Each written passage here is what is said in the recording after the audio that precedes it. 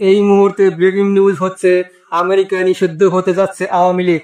বাংলাদেশে নিষিদ্ধ হওয়ার পর এবার দেশের সীমানা পেরিয়ে আমেরিকাতেও নিষিদ্ধ হতে যাচ্ছে। ইউরোপও একই পথে হাঁটছে।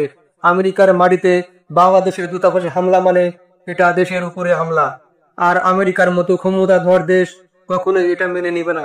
বিএনপি নেতা কর্মীরা বর্তমানে তারা তেমন কোনো আন্দোলন করে না, কারণ তাদের বিশ্বাস ভবিষ্যতে বিএনপি ক্ষমতায় আসবেই। তবে আওয়ামী লীগের আমলে যখন তারা বিদেশ সফরে যেত, তখন বিএনপি নিয়ম মেনে সীমিত সময়ের জন্য শান্তিপূর্ণভাবে আন্দোলন করত।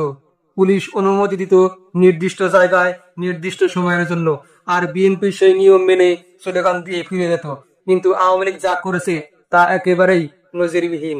সর্বশেষ নিউ ইয়র্ক কনসুলেটে ন্যাক্কারজনক একটা ঘটনা ঘটেছে। বাংলাদেশ সরকারের তথ্য উপদেষ্টা মাহফুজ আলম নিউ ইয়র্ক কনসুলেটের এক অনুষ্ঠানে যোগ দিতে গেলে স্থানীয় আওয়ামী লীগ সমর্থকরা তাকে বাধা দেওয়ার চেষ্টা করে। তারা অকথ্য ভাষায় গালিগালাজ করে, ডিম নিক্ষেপ করার চেষ্টা করে, এমনকি কনসুলেট ভবনের কাজ ভাঙচুর করে। যদিও মাহফুজ আলমের গায়ে কিছু লাগেনি, তবু এই আক্রমণ ছিল ভয়াবহ। বিশেষজ্ঞরা বলেছেন, দূতাবাস বা কনসুলেটে হামলা মানে একটি দেশের উপর হামলা, কারণ যুক্তরাষ্ট্রে অবস্থিত বাংলাদেশের দূতাবাস আসলে বাংলাদেশের নিজস্ব ভূখণ্ড। তাই এই হামলা শুধু ভাঙচুর নয়, আন্তর্জাতিক আইনেরও লঙ্ঘন।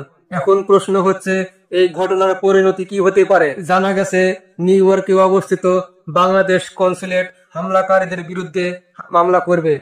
মার্কিন আইনের অধীনে সন্ত্রাস দমন আইনে আওতাভুক্ত করে আওয়ামী লীগকে যুক্তরাষ্ট্রে নিষিদ্ধ ঘোষণা করার দাবি জানানো হবে।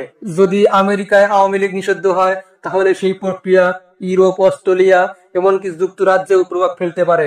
প্রবাসী অনেকে বলেছেন, আওয়ামী লীগের নেতাকর্মীরা যদি ভাঙচুর ও সহিংসতায় জড়িত হয়, তাহলে তারা কখনোই আমেরিকার রাজনৈতিক আশ্রয় পাবে না, কারণ আমেরিকার আইনের শাসন খুবই কঠোর।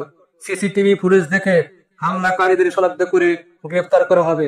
এ বিষয়ে মেক্সিকোর রাষ্ট্রদূত ও সাবেক সাংবাদিক মুশফিকুল ফজল আনসারি ফেসবুকে একটি পোস্টে লিখেছেন, নিউ ইয়র্ক কনসুলেটে আওয়ামী লীগ সমর্থিত দুষ্কৃতকারীরা হামলা করেছে। অবিলম্বে তাদের বিরুদ্ধে আইনগত ব্যবস্থা নিতে হবে। বিদেশে বাংলাদেশের মিশনগুলোর নিরাপত্তা নিশ্চিত করা স্বাগতিক দেশের দায়িত্ব। যুক্তরাষ্ট্রে বাংলাদেশের অন্যতম উন্নয়ন অংশীদার, তাই আমেরিকার মাটিতে এই ধরনের হামলা কোনোভাবেই গ্রহণযোগ্য নয়। বিশ্লেষকরা বলেছেন, যদি আমেরিকায় আওয়ামী লীগ নিষিদ্ধ হয়, তাহলে যুক্তরাজ্য, ইউরোপ, অস্ট্রেলিয়া সব জায়গায় তার প্রভাব পড়বে। শেষ পর্যন্ত আওয়ামী লীগ কেবল ভারতের রাজনীতির সাথেই সীমাবদ্ধ হতে পারে। নিউ ইয়র্ক কনসুলেটে আওয়ামী লীগের হামলার ঘটনায় আন্তর্জাতিক অঙ্গনে দলটির জন্য বড় ধাক্কা আসতে যাচ্ছে।